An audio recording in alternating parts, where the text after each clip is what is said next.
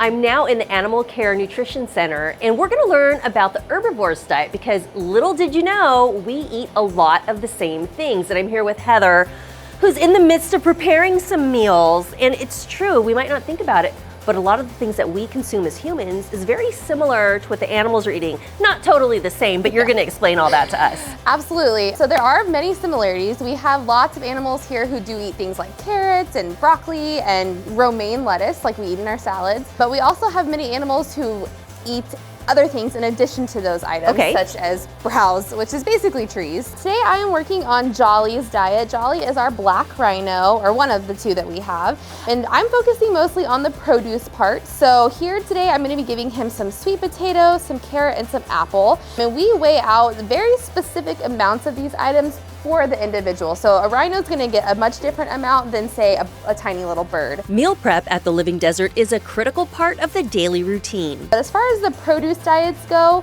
we generally are prepping every single day, and that can take anywhere from 3 hours to 4 hours, depending on our volunteers' time.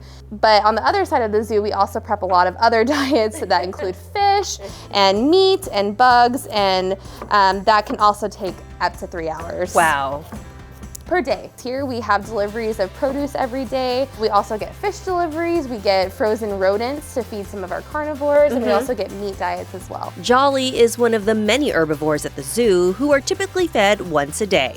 He does get a lot of produce that we use mostly for training. However, he is a big guy, and this is just not enough for him. So in addition to this produce, he gets what we call browse. So black rhinos are browsers, and then they also get fun little biscuits like this.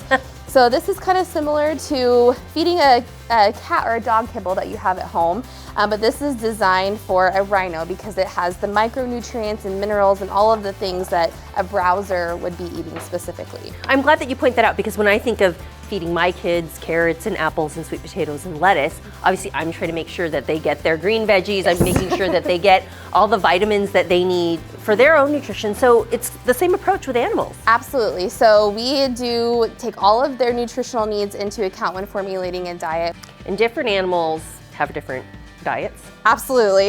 Yes. So while Jolly focuses more on like the greens and the produce and the browse, we have some pelicans that eat only fish. When it comes to feeding, some animals get to stick their necks out for visitors. Everybody that comes through the zoo can come feed our giraffe for a fee, and they get to feed romaine lettuce. And we like to joke that the giraffe are bottomless pits and that they can eat all day long.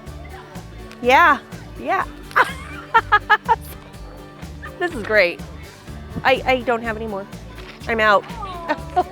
Tweeka's like, I know you have more. Okay, now I'm out. Every time somebody feeds a giraffe, it's an amazing experience. It's one of the reasons we do it here, is because you get kind of eye level with the giraffe and you get to see their tongues. They have an inch of tongue for every foot of their body, so their tongues can be up to 17 inches long, and it's really great, especially to see kids or adults that have never even seen a giraffe be able to feed and experience that tongue and experience how they eat their food as browsers. And animal care staff must keep tabs on how much and what is being consumed. We have 10 giraffe in here that we feed all throughout the day. So giraffe eat about 23 hours of the day, so it is a full-time job keeping them fed. They get a bale of hay, so they get a large amount of hay as part of their diet. They also get browse, which is tree trimmings that we trim for them, and they get about 75 pounds of browse per day. We would like that to be a little bit higher, but we are restricted based on our seasonality with our trees here on grounds. And then they also get produce and they get a grain diet. So we can have giraffes that eat a little much and need to eat a little more salad and a little less grain. So we do monitor that. We weigh our giraffes every week, and that's through a voluntary process where we ask our giraffes to go on the scale, and in exchange for going on the scale, they get a little piece of food. But overall, balancing their diets while satisfying those appetites is a tall order. We get about 650 pounds of produce every week that comes in, and that is actually locally sourced. If we won't eat it, we don't feed it, is our motto here.